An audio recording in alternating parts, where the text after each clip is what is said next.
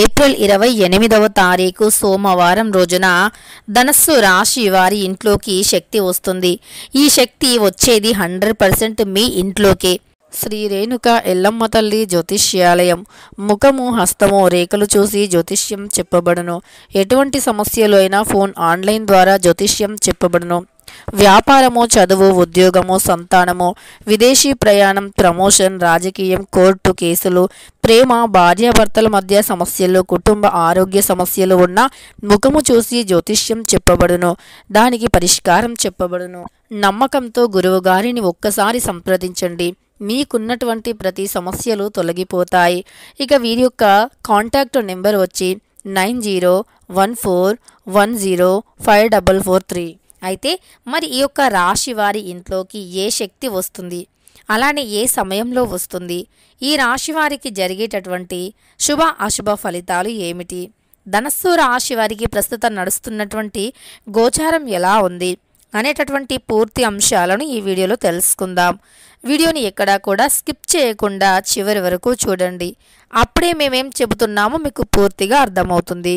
ఇక వీడియోలోకి వెళితే గనక ధనస్సు రాశి అనేది రాశి చక్రంలో 9వ రాశి. మూల నక్షత్రం 1, 2, 3, 4 పాదాలు, పూర్వాషాఢ 1, 2, 3, 4 పాదాలు, ఉత్తరాషాఢ 1వ పాదంలో జన్మించిన వ్యక్తులని ధనస్సు రాశి వారిగా పరిగణిస్తూ ఉంటారు. ఈ రాశి అధిపతి వచ్చేసి గురువు మరియు బృహస్పతి. ఈ ధనస్సు రాశి వారికి ఇంట్లోకి ఈ రాశి వారి ఇంట్లోకి సాయంత్రం 6:29 శక్తి వారి ఇంట్లోకి రాబోతూ ఉంది. ఇంతకీ ఏ శక్తి రాబోతుందో తెలుసుకుందాం. దానికంటే ముందు ఈ రాశి వారికి ప్రస్తుత గోచారం ఎలా ఉంది, ప్రస్తుతం గోచారం వీరికి ఎలా నడుస్తూ ఉంది అనేటటువంటి దానిపైన పూర్తి అవగాహనను ఇప్పుడు తెలుసుకుందాం. అయితే ఈ రాశిలో జన్మించినటువంటి వ్యక్తులకి గోచారం ప్రస్తుతం చాలా బాగుంది. ఇంతకు ముందు ఉన్నటువంటి దానికంటే ఇప్పుడు చాలా మంచి ఫలితాలు ఉన్నాయని చెప్పుకోవచ్చు. అంతేకాదు ఇదివరకు మీకు ఎదుర్కొన్నటువంటి సమస్యలు కూడా తొలగిపోవటానికి ఈ సమయం చాలా అనుకూలమైనటువంటిది అని మీకు కూడా ఇప్పటికే అర్థమైపోయి ఉండాలి. ఎలా అంటే ఇదివరకు మీరు ఎదుర్కొన్నటువంటి జీవితం ఎలా ఉండే, ఇప్పుడు మీ యొక్క జీవితం ఎలా ఉంది అనేటటువంటి అంశాలు మీకు కూడా చాలా స్పష్టంగా తెలిసి ఉంటాయి కదా. అయితే ఈ రాశి వారికి ఈ విధంగా ఈ సమయంలో మంచి అనుకూలమైనటువంటి గోచార ఫలితాలైతే ఉన్నాయి అని చెప్పుకోవచ్చు. ఇక ఈ రాశి వారికి ప్రస్తుతం గోచారం అనుకూలంగా ఉన్నందువల్ల, దైవానుగ్రహం అనుకూలంగా ఉన్నందువల్ల వీరికి ఉన్నటువంటి సమస్యలు తొలగిపోతాయని చెప్పుకోవచ్చు. అంతేకాకుండా ఈ రాశిలో జన్మించినటువంటి వ్యక్తులకి గోచారం కూడా చాలా అనుకూలంగా ఉంది. గోచార ఫలితాలు కూడా అనుకూలంగా ఉన్నాయి. అలానే వీరికి ఉన్నటువంటి సమస్యలు కూడా తొలగిపోతాయని చెప్పుకోవచ్చు. అంతేకాకుండా ఈ రాశిలో జన్మించినటువంటి వ్యక్తులకి చాలా మంచి ఫలితం అయితే ఉంది. అలానే రాబోయే రోజుల్లో ఇంకా బాగుంటుంది. అయితే మీకు ఇదివరకు ఉన్నటువంటి సమస్యలు తొలగిపోయి ఇప్పుడు ప్రశాంతమైనటువంటి వాతావరణం ఏర్పడబోతూ ఉంది. అయితే కొంతమందికి ఖచ్చితంగా ఈ తేడా అనేది ఆల్రెడీ తెలిసిపోయి ఉంటుంది.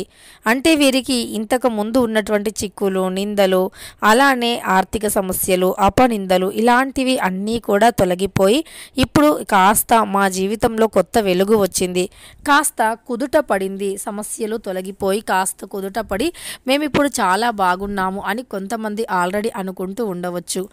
మరి కొంతమందికి మాత్రం అలా కాకుండా మాకు ఎప్పటిలాగే ఉంది, ఇంకా కష్టాలు పెరిగాయే తప్ప తగ్గలే, అలానే ఆర్థికంగా కూడా ఇంకా కష్టాలను అనుభవిస్తున్నామే తప్ప ఇంకా మా సమస్యలు కష్టాలైతే తొలగిపోలే అని చాలామంది కూడా అనుకునేవారు ఉండవచ్చు. మరి అలా ఎందుకు? రాశి ఒకటే కదా ధనస్సు రాశి అని మీరు అనుకోవచ్చు. మనకు రాశి ఒకటే అయినప్పటికీ దానికి సంబంధించినటువంటి గ్రహాలు అందరికీ ఒకేలాగా అనుకూలించకపోవచ్చు. ఒక్కొక్కరికి ఒక్కొక్క విధంగా అనుకూలమైతే ఉంటుంది. ఎందుకంటే వారి కర్మానుసారంగా కూడా ఇక్కడ మనకు గ్రహాలు పనిచేస్తూ ఉంటాయి. అలానే నక్షత్ర బలం కూడా వారి యొక్క కర్మానుసారంగా అవి పనిచేస్తూ ఉంటాయి. అంటే వారు ఉండేటటువంటి ఇళ్ల స్థలాన్ని బట్టి, వాస్తుని బట్టి కూడా మనకు గ్రహాలు అనుకూలంగా ఉండేవి, గ్రహాలు అనుకూలంగా ఉండకపోయేవి ఆధారపడి ఉంటాయి. అంటే ఇల్లు ఖచ్చితంగా మనకు రాశులు ఒకటే అయినప్పటికీ ఆ రాశి బలం అనేది వేరేలా ఉంటుంది. అలానే మనము నివసించేటటువంటి ఇల్లు కూడా వాస్తుకి ఉంటేనే ఆ వాస్తుకి సంబంధించినటువంటి అంటే అనుకూలత వస్తుంది. అంటే ఒకవేళ మనం అంటే ఇంటిని వాస్తుకి ఉంది అనుకోండి, అంటే ధనస్సు రాశిలో జన్మించినటువంటి వ్యక్తులు ఉన్నారు, వాస్తుకి ఉన్నటువంటి ఇంట్లో నివసిస్తూ ఉన్నారు. అలాంటి వారికి గోచారం ఇక మరి కాస్త కలిసి వస్తుంది. ఎప్పటి నుండో ఎదురు చూస్తున్నటువంటి ఉద్యోగం కూడా లభిస్తుంది. అంతేకాకుండా ఉద్యోగ సమస్యలు కూడా తొలగిపోతాయి. గ్రహాల అనుకూలత కూడా 100% వీరికి ఉంటుంది. గ్రహాల యొక్క అనుకూలతతో వీరు ఇంకా ముందుకి సాగిపోతారు. కుటుంబంలో ఉండేటటువంటి అనేక రకాల సమస్యలు సైతం తొలగిపోతాయి. అంతేకాకుండా దరిద్ర బాధలు కూడా తొలగిపోతాయి. ఘోరమైనటువంటి సమస్యల నుండి కూడా బయటపడతారు. అలానే కొంతమంది వాస్తుకు లేని ఇంట్లో ఉండటం కానీ, లేదా వారు ఉన్నటువంటి ఇంట్లో వాస్తు దోషాలు ఏర్పడటం కానీ జరుగుతుంది.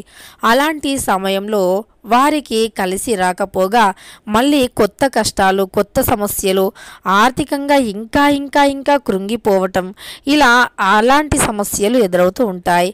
కనుక మీరు గ్రహ బలాన్ని, జాతకాన్నే కాకుండా ఇంట్లో కూడా కొన్నిసార్లు అంటే ఇంట్లో కూడా ఎలా ఉంది, ఇల్లుకు వాస్తుకి అంటే కొంతమంది చేసుకున్నటువంటి పుణ్యాల కారణంగా కూడా ఉంటుంది.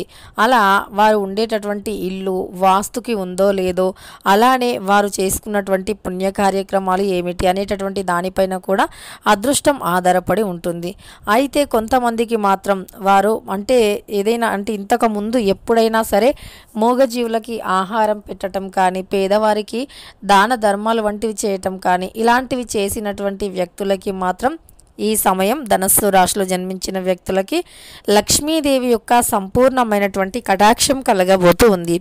సాయంత్రం 6:28 తర్వాత లక్ష్మీదేవి మీ ఇంట్లోకి వస్తుంది. అంతేకాదు తిష్ట వేసుకొని మీ ఇంట్లో కూర్చుంటుంది. ఇక మీకు ఎలాంటి సమస్యలు కూడా ఉండవు. ముఖ్యంగా డబ్బు విషయంలో ఇదివరకు ధనస్సు రాశి వారు ఎలాంటి సమస్యలు అయితే ఎదుర్కొని ఉన్నారో ఆ సమస్యలు అయితే ఖచ్చితంగా కూడా తొలగిపోతాయని గుర్తుపెట్టుకోండి. అలాంటి సమస్యలు అన్నీ కూడా 100% తొలగిపోతాయని గుర్తుపెట్టుకోండి. సమస్త పాపాలు, దోషాలు, దరిద్రాలు అన్నీ కూడా తొలగిపోతాయి. కుటుంబపరంగా, వ్యాపారపరంగా, విద్యాపరంగా, ఉద్యోగపరంగా కూడా వీరికి అనుకూలంగా ఉంది అని గుర్తుపెట్టుకోండి.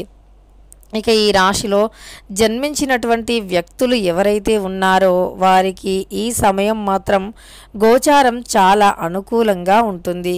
గోచార ఫలితాలు కూడా అనుకూలంగా ఉన్నాయి. ఉద్యోగ ప్రయత్నాలు కలిసి వస్తాయి. అలానే మొండి బాకీలు ఏవైతే ఉన్నాయో అవి కూడా ఖచ్చితంగా మీకు ఇవ్వటం అంటే రావటం జరుగుతుంది. పోగొట్టుకున్నటువంటి ఒక వస్తువు కూడా వస్తుంది.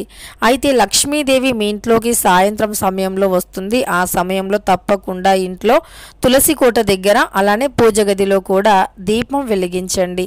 గుమ్మం పైన కొన్ని పాలను చల్లండి. పాలు లక్ష్మీదేవిని ఆకర్షిస్తాయి. పాలు స్వచ్ఛమైనటువంటివి కనుక ఇక లక్ష్మీదేవికి, విష్ణుమూర్తికి ఇష్టమైనటువంటివి కూడా కనుక ఇలా సాయంత్రం సమయంలో గుమ్మం పైన కొన్ని పాలను చల్లండి.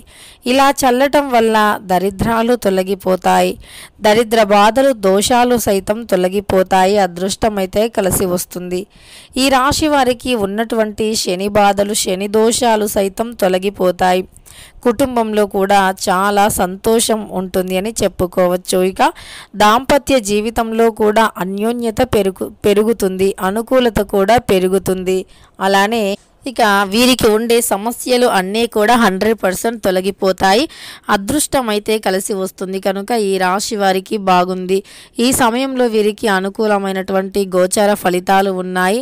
కుటుంబ పరంగా కూడా కలిసి వస్తుంది అని చెప్పుకోవచ్చు. ఇక ధనస్సు రాశి వారి ఇంట్లోకి లక్ష్మీదేవి అడుగు పెట్టబోతుంది. ధనస్సు రాశి వారికి అనుకూలమైనటువంటి వాతావరణం కూడా ఏర్పడుతుంది అని చెప్పుకోవచ్చు. ఇక ఈ రాశి వారికి అయితే బాగుంది. తెలుసుకున్నారు కదా ధనస్సు రాశి వారి ఇంట్లోకి ఏ దేవత వస్తుంది, ఎలా ఉంటుంది అని. ధనస్సు రాశి వారికి అన్ని విధాలుగా బాగుంది. ఇక ఇష్టదైవ ఆరాధన మేలు చేస్తుంది. ఈ సమయంలో ఆర్థిక కష్టాలు తొలగిపోతాయి. వీడియో నచ్చితే లైక్ చేయండి. ఇలాంటి ఎన్నో వీడియోస్ కోసం ఛానల్ని తప్పకుండా సబ్స్క్రైబ్ చేసుకోండి.